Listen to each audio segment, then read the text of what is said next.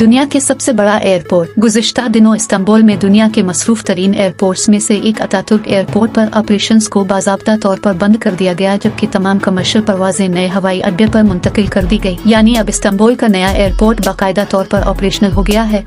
जहां पहली परवाज ने अक्टूबर 2018 में उड़ान भरी थी, मगर उसकी तामीर का पहला मरहला अब जाकर मुकम्मल हुआ है, जिसमें 3 रनवेज और 1.5 करोड़ स्क्वायर फुट टर्मिनल रकबा शामिल। अभी इसके 4 तामीराती मराहिल बाकी हैं, जो 2025 तक मुकम्मल होंगे और उसके बाद ये दुनिया का सबसे बड़ा एयरपोर्ट बन जाएगा, जो कि मजमूई तौर पर 7 करोड़ 60 लाख स्क्वायर फुट पर फैला होगा, जबकि इसकी तामीराती लागत 12 अरब डॉलर्स होगी।